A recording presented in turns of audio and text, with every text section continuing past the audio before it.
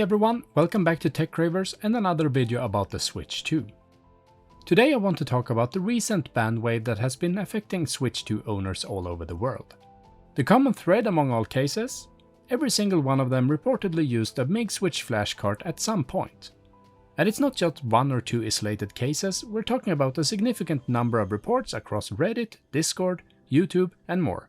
People are genuinely confused and even a bit scared that their consoles are getting nuked for something they thought was safe or harmless. Now here's the twist. Many users claim they've never used a MIG switch with their brand new expensive Switch 2 console.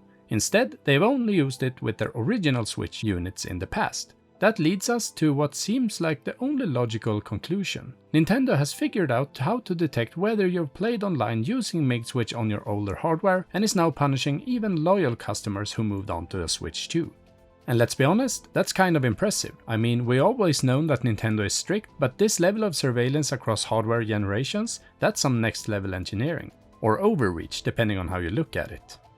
And honestly, I have mixed feelings about this. On one hand, I want to say, come on, what did you expect? This kind of approach isn't new. Companies like Microsoft, Sony and EA have long had policies in place to punish users they believed violated the terms of service that you agree to when you buy a game or a console. But on the other hand, is Nintendo taking things too far? We're not just talking about banning someone for using a mod chip or pirated game right now, we're talking about retroactive punishment. Nintendo appears to be digging through your console history, identifying that you might have used a MIG switch on a completely different device in the past, and then deciding to shut down your brand new Switch 2 as a result. And that feels kind of extreme. Like, what's next? Are we gonna see bans for using third-party chargers? Are we opening the door to guilt by association with our devices? It just raises a whole new set of questions about what companies are allowed to track, and what they're allowed to act on. Imagine if Spotify banned your account because you once downloaded MP3s of LimeWire in 2007. Or if Netflix locked you out today because you used a friend's account 5 years ago. These companies moved forward, embraced user behavior and found ways to make it work legally and commercially. Nintendo, instead, seems to be punishing users for past actions, even if those actions weren't malicious or piracy related. I mean, look, the music industry could have kept chasing pirates forever, but instead we got Spotify. Same with film and TV, piracy didn't go away, but it became less relevant because platforms gave people what they actually wanted, convenience and fairness. That shift built trust. Nintendo, well, they seem to be moving in the opposite direction. But here's the kicker. I've been using MIG switch on both my original Switch consoles and, as many of you already know, on my Switch 2. I used it before the update when it couldn't load Switch games, and I even downloaded updates to my MIG switch games. You can watch the whole video after this if you want to.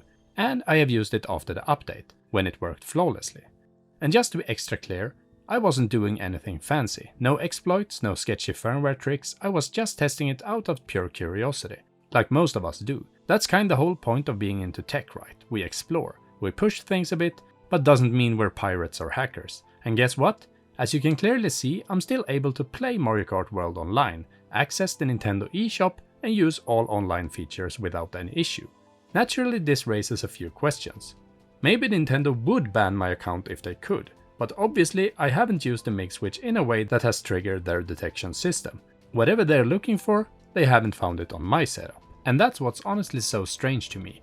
I've used the MIG switch, I've shown it in my videos, I've played around with it openly, both before and after the big update. I'm not exactly hiding anything here. Meanwhile, you got people online on YouTube, Reddit, wherever, swearing up and down that they have never played any pirated games, that they have only used legit backups, or that they have barely even touched the flashcard. And they are the ones who are getting banned.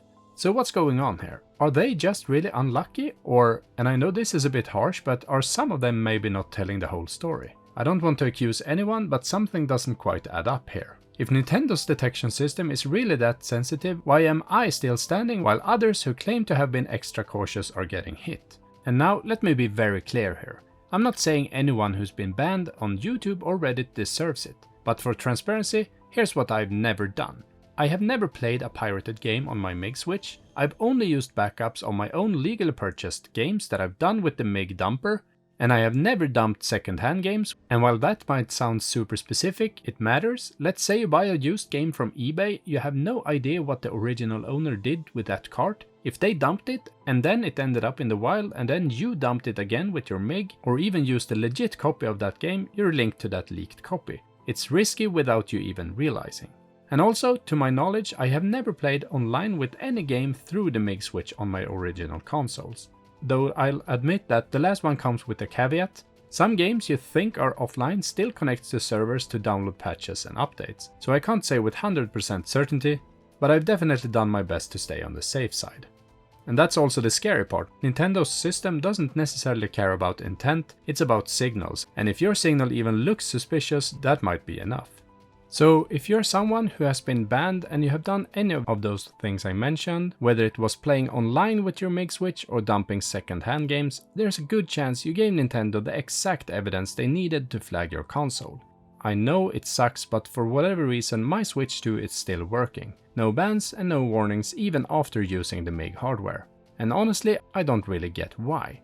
Now, before I wrap this up, I just want to take a moment to talk about Scattered Brain on YouTube. If you haven't seen his video about getting his Switch 2 banned, go check it out. He was incredibly transparent about the whole experience, no drama, just honesty.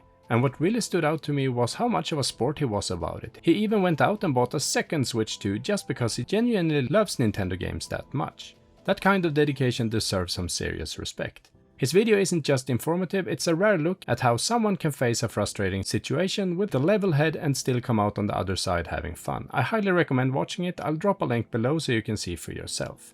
Anyway, I'll keep you all posted. I'm not taking anything for granted. If I suddenly get booted out from the eShop next week, you'll be the first to know. Until then, I guess we just have to enjoy the ride. Now I'm super excited to hear your thoughts or stories on this whole situation. Have you been banned on your Switch 2? Know someone who has? Or maybe you're just as confused as I am about why some people are getting flagged while others seem totally untouched. Why do you think that is? Is it certain games? Certain hardware setups? Just bad luck? Let me know in the comments down below and I'll be reading through all of them and replying when I can. If you found this video helpful, weirdly entertaining, or just slightly less confusing than Nintendo's ban logic, feel free to drop a like, maybe subscribe and share it around. And if you want more context, definitely check out Scattered Brain's video too. As I said, links down below. Thanks for watching. TechRavers out.